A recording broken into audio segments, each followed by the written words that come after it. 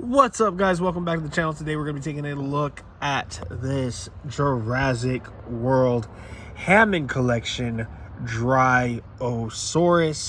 This is a pretty cool little dinosaur, and let's take a quick look, kind of the typical Hammond collection box here.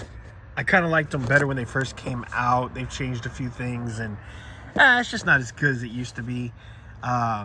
I remember we used to get that like Tim Burton looking picture on the side. It still looks like that a little bit, but the artwork on these boxes just aren't what they used to be. Mattel takes about 3 steps forward and 2 steps back usually, and I've got to say the same is it's the same for this creature. It really is.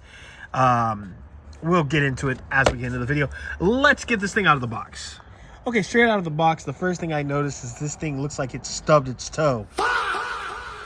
So, one step backwards that I feel the Hammond collection or Mattel itself has taken is this jaw right here.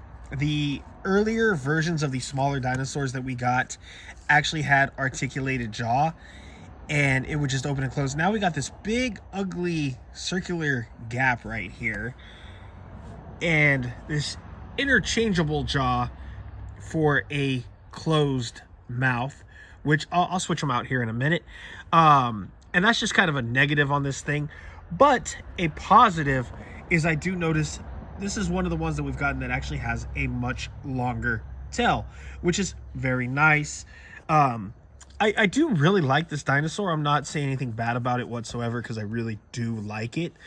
I just don't know how I feel about the interchangeable jaw. I would have preferred a hinge jaw that you could just open and close with maybe a couple of interchangeable hands or something like that. I don't really know.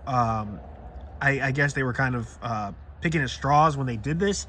I don't know why they would take this step backwards. In my opinion, it is just that, a step backwards. I mean, this thing looks like it's in pure agony from life itself. With that open jaw, it is definitely a strange choice for Mattel to have made. But yeah, and then we also, another step backwards, we got rid of the glass eye. So we get this lovely, almost misprinted, painted on eye, because, Mattel, that always looks so much nicer than that dead glass eye that we used to get, like the one we got with blue. But you guys did fix that as well, and then you guys take another step backwards with painted eyes. So I don't know who's in charge over there at Mattel or what you guys are doing. It's just really hit and miss with you guys a lot. I notice when it comes to Mattel, it really is. Sometimes it's a swing and a miss, and sometimes they just knock it out of the park. And for the most part, I feel like they did knock this one out of the park for what it is. I do really like this dino, but I think I prefer the closed mouth. And with that being said, let's see how that looks right now. So yeah, I definitely got to say this thing looks much better with the closed mouth, again, in my opinion. But again, we're left with that ugly circular gap going all the way down and around there, if you notice.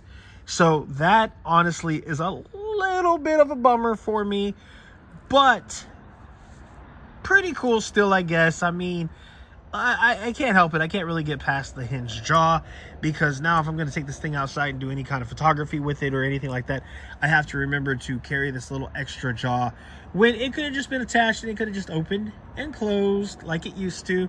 We have this little peg system right here. It just unhinges and hinges, and I don't know. I don't know if Mattel thought they were being clever, if they thought this would sell more. I really hope we're not on a downward slope for the Hammond collection. We have some new releases coming out soon with the Indominus and the Scorpius and the Mutodon. They all look pretty great.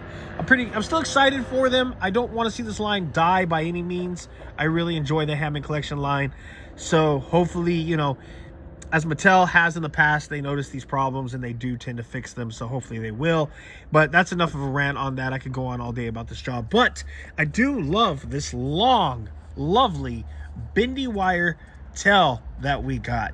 This is nice. It would have been nice if the mini wire would have went all the way to the end, but it is good enough. I can make do. I really like the longer tail. That looks great. Look at that. That just looks awesome from that viewpoint. But anyway, guys, that's really all I got to say on this one. Let me know what you guys think about this Hammond Collection Dryosaurus.